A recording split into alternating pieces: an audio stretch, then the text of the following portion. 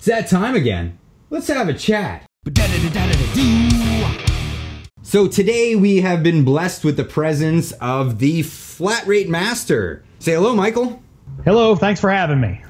Yeah, I'm glad to have you back again. And this time I wanted to talk to you about tools, but in particular I wanted to talk about, you know, mechanics have their tools and then there's shop equipment, but then there seems to be this gray area of, you know, shop supplied tools, like, and it's a weird one because some people expect those to be supplied by the shop, and in some shops they're not expected to supply those to the mechanics, you know. And these are the tools like, you know, ball joint presses and scan tools, even things like that, things that, you know, pullers that you think that should be a shop tool, but, you know, some technicians own on their own.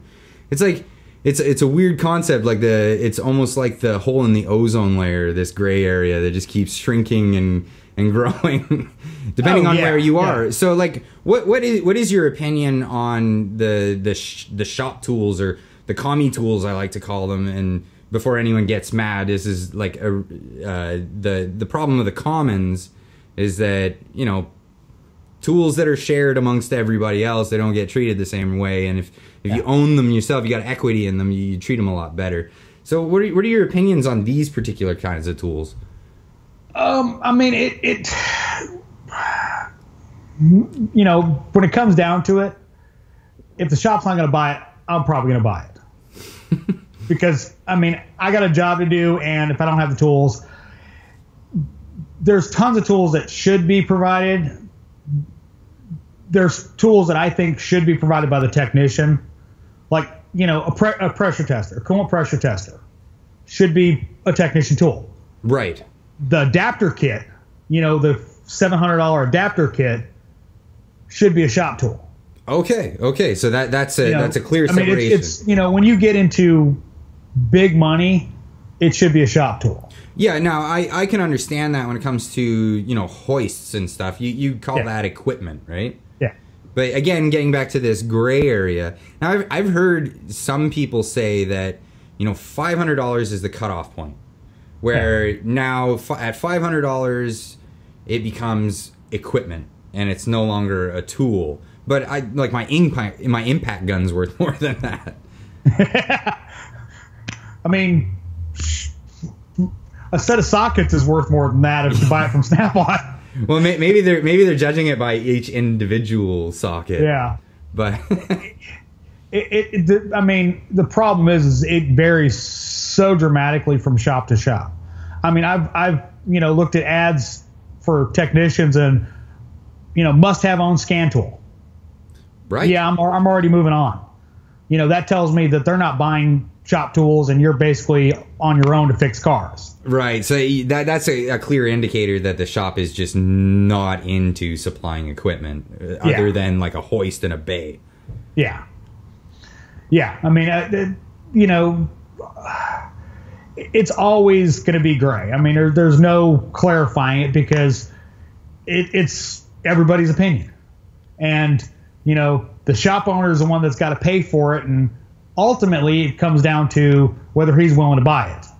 Right. Regardless of whether you think he should buy it, it's whether he's going to write the check. Right. So you're saying clearly that it's not a what would the word be for that? Like, you're not entitled to these tools. It's a benefit when you're working at a particular shop. Yeah. Now, here's another thing, right? So for me personally, like if I go to use the ball joint press enough times and I've noticed that pieces are going missing because other technicians aren't taking care of the set, or pieces get broken and nobody reports that to whoever has to, you know, fix that. You know, they don't want to get in trouble, so they just put it back in the set and leave it be until it comes to you using it. When that kind of scenario comes around, it just makes me go, okay, well, I'm gonna go and buy that myself. It's nice and tidy. It's in my toolbox. I know where it is. And if somebody asks me, can I borrow it? You say, well, there's a shop tool. You can go ahead and use that one. Yeah, I mean, that's the thing is when it comes down to it is, you know, your tool you increase your personal efficiency. You know, it's all about money when it comes down to it. It's about, you know, working more efficiently when you can go, like a perfect example of that is my tire pressure monitor. Right. Reset tool. I was working at a fleet shop, and every E350 or E250 van that came in, if it had an oil change, it had to rotate on it. Mm-hmm. And there are different pressures, so you have to reset every time you do a rotate. You have to reset TPMS. Right. Well, that was 10 minutes walking over, getting the shop one to go reset a tire pressure that I wasn't making any money on anyway. Bought this, saved me 10 minutes per car. Problem solved. But yeah, these tools aren't cheap, right? No. I mean, this was like $300. It's an aughta. Right. So you justify it by the time saved and how much you can make based on your productivity, right? Yeah, exactly. I mean, it's ROI, return on investment. Well, I feel the same way about here's a perfect example of exactly that, and that's so the shop that I work at supplies torque sticks. And if you guys don't know what torque sticks are, that is, it's a bar that goes between the impact gun and like the wheel stud or whatever you're torquing down. And it's really a torque limiting stick. And what it does is it limits how much torque can go to the fastener that is actually trying to hold. And that way you can afterwards go and actually torque it, right? But so we're encouraged at my shop to use these in order, you know, for the reason of not over torquing stuff. So the shop supplies them, but from my bay to where they are is quite a long walk. So if I walk that enough times in a day, I mean, how much time am I saving by just having it in the top drawer of my tool cart, right? Yeah, exactly. So yeah, that motivated me to own it for myself, not for any other reason. Yeah.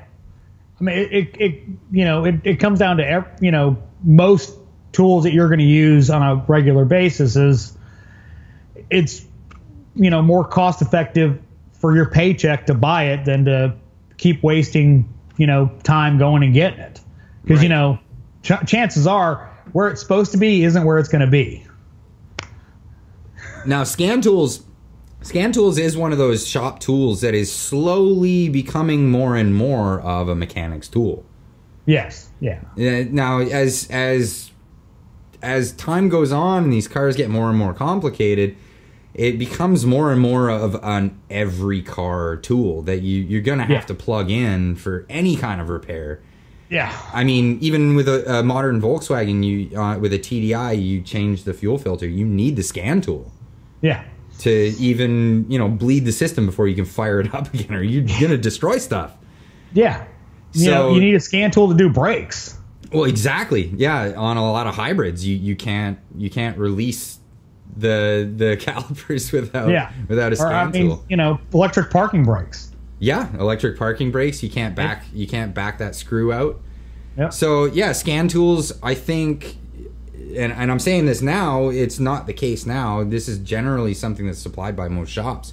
Yeah. But I think in the future, this is going to become less and less of one of those gray area tools where every technician is going to have to own these. So I think technicians now that are looking for a future in this career definitely start thinking about this and planning for the future of purchasing tools like this. Yeah. Yeah, I mean, it's the world's changing. I mean, you know, you got to have a scan tool to do a lot of stuff on cars. And, I mean, heck, I mean, doing oil changes. It's a lot easier to hook up a scan tool and do it that way than trying to do it through the dash, pushing buttons and all that kind of mess. For you guys out there that don't have a scan tool and you do your own oil changes at home, there is a great website called oilreset.com. Yeah. If you do need to reset your oil life indicator, you can go to that. There's good instructions there. Sometimes it's overly convoluted depending on the vehicle, and you might be better off with a scan tool. But yeah, for you guys watching, that is a good website to check out.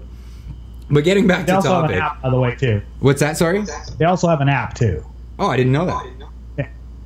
But yeah, I reach for the scan tool because it's a way faster method. Oh yeah. But getting back to you know the shop tools versus mechanics tools, and the gray area between that and the equipment available at a shop. Like, what would your takeaway for any technicians today and looking into the future, Michael? What would you say the attitude should be towards that gray area section of tools? If it's going to make you money, you know, get it. I mean, if it's not going to make you money, you tell the boss, I don't have the tool, you don't have the tool. If you're not going to buy it, the job's going to have to go somewhere else. But if it's going to make you money, invest. I mean, it's an investment to repair those vehicles, because figure you buy a tool, you can use it on every vehicle that needs that particular repair. So it makes sense to buy it. And that's a great note to leave this on. So thanks, Michael, for coming in, and we'll see you the next time you come for a visit. Awesome, thank you. And we'll see you guys in the next one. If you like what you're seeing, hit that subscribe button. If you're feeling generous, hit that like button. And if you want to be a part of the conversation, leave a comment down below. Otherwise, see you in the next one.